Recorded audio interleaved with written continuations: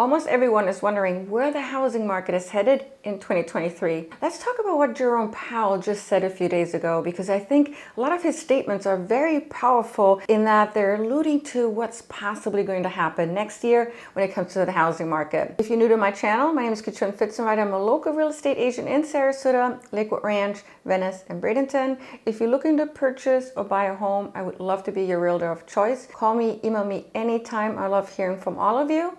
And let's get right into this video. Jerome Powell said, and I'm going to read this word by word, coming out of the pandemic, rates were very low.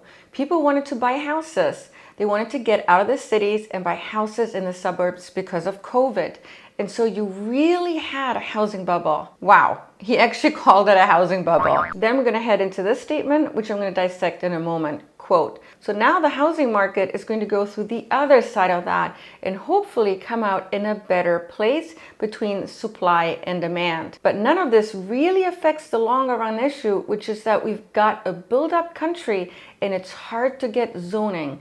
It's hard to get housing built in sufficient quantities to meet the public's demand. What I believe Jerome was trying to say is that hopefully we're going to have a much more balanced market when it comes to supply and demand, because right now it is extremely unbalanced, or was unbalanced just a few months ago, where we had extreme demand and not enough supply. And so he's looking to make it much more equal. The housing market is obviously being manipulated by the Fed. They're not looking for the housing market to crash. That's not what they're striving for. They're really just looking for balance. Powell referred to the housing market as a bubble, most likely because prices rose so fast. It's much more controlled, partially because of the higher mortgage interest rates. It was a necessity to be able to manage the demand that was out there. What is happening right now in Florida? Currently, we have far less transactions versus the same time last year. And you may be jumping up and down right now thinking that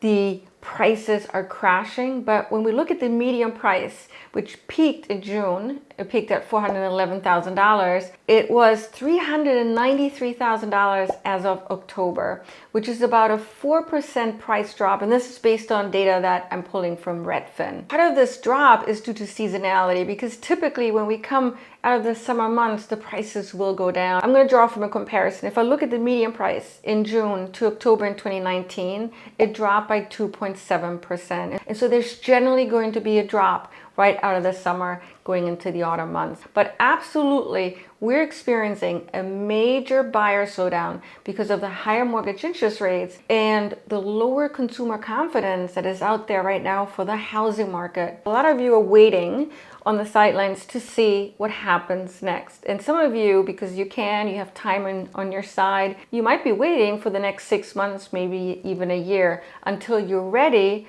You feel confident that the market is headed in the right direction. Even though we have less buyers in the market, we also have far less homes for sale, which is what's keeping the prices from crashing. By crashing, let's just define it as a minus 20% price decrease, which is what happened in 2008 during the housing bubble. I will also say this, the fact that the number of home sales have declined significantly is much more concerning for realtors than it is for buyers at this point in time, or even for sellers. For Florida realtors, what that means is that we're going to have far fewer potential clients that are going to be looking to purchase or sell in Florida. And this is just as much concerning for mortgage brokers who are also living off commissions. Powell seems to think that we're headed in the right direction when it comes to managing inflation. We've seen mortgage rates drop over the last few weeks, and it is now at an average of 6.49% for a 30-year fixed rate mortgage. Powell also said that smaller interest rate hikes could start in December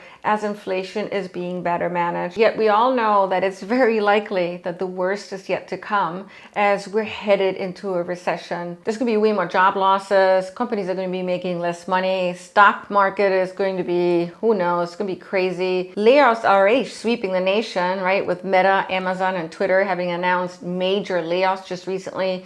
So my advice is get ready for harder times, and if you need to, start saving money now. I personally believe that the housing market is going to slow down even more. And when I say slow down, I'm really talking about the number of homes that are being sold. And I think it's going to be temporarily up until the economy is where it needs to be and until consumers feel much more confident about the housing market. But I don't believe that we're going to have a major market crash when it comes to prices. I still think there's enough demand here in Florida that's going to keep the prices relatively stable. Maybe we're going to see prices come down a few percentage points, 2, 3, 5% perhaps. But I also believe that if prices come down, it's going to be minor, counting in seasonality as well. Historically speaking, housing market prices typically remain strong during recessions. Here's a chart from Freddie Mac that illustrates the U.S. National Home Price Index, which is the blue line. The gray vertical line are recessions. And you can see that during the 1990 recession and 2001 recession, home prices held, right? In 2001, the price index even went up slightly. One exception is during the housing crash in 2008, when people were buying homes on mortgages they couldn't afford, and so it all came crumbling down. And you know what happened then? Prices crashed by about 20%. But these days, approximately 1/3 of our buyers are actually cash buyers, first of all. The mortgages are much harder to get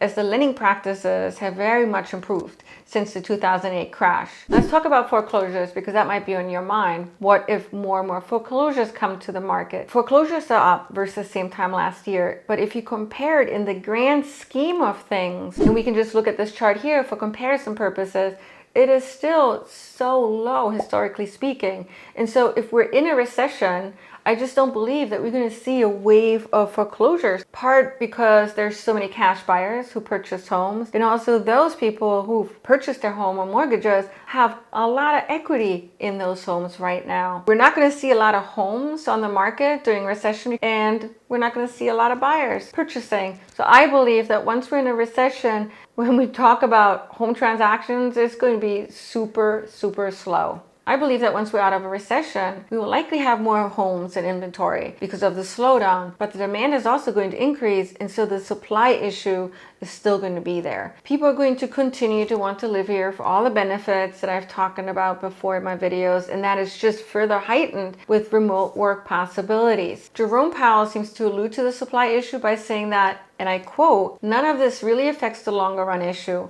It's hard to get housing built in sufficient quantities to meet the public's demand." And so he seems to say that the correction we're going through right now is a short-term fix to a much more long-term problem that we have. Now, none of the experts, including Jerome, can see into the future. So take everyone's prediction with a grain of salt, as it is based on the information and data that is currently available, and of course the person's own perception. And it could all change depending on all these different moving parts. So having said that, here's my advice. Count on there being a recession next year, even if it just ends up being a mild one. If you're not financially secure, if you feel that you may be losing your job or your income may be sacrificed soon, it probably won't be a good idea to purchase now. If you're financially stable, you've got a nice cushion in the bank, you love Florida, and you see yourself being in the home in the long term, maybe start looking now and buy when you find the right property. If you're someone looking to buy and resell for appreciation, those days are over for now. So I have to say some properties could still make a really good rental income investment, as the rental prices here are really high, especially when compared to 2 years ago. But at the end of the day, when to purchase a property is very much an individual decision, right? And obviously it's yours, and you're going to know when the right time is for you. I truly hope that I'm wrong about home prices not crashing here in Florida, because I know that if it did, it would open homeownership opportunities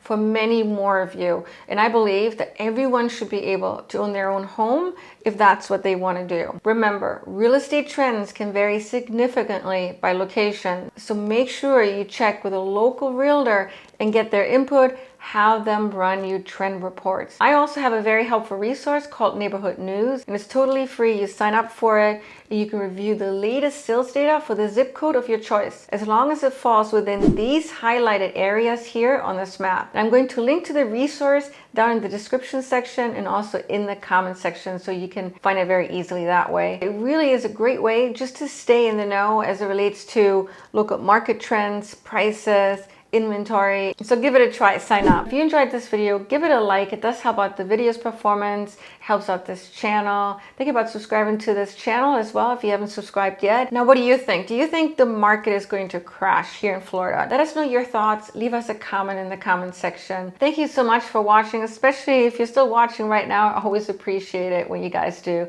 Thank you. Take care.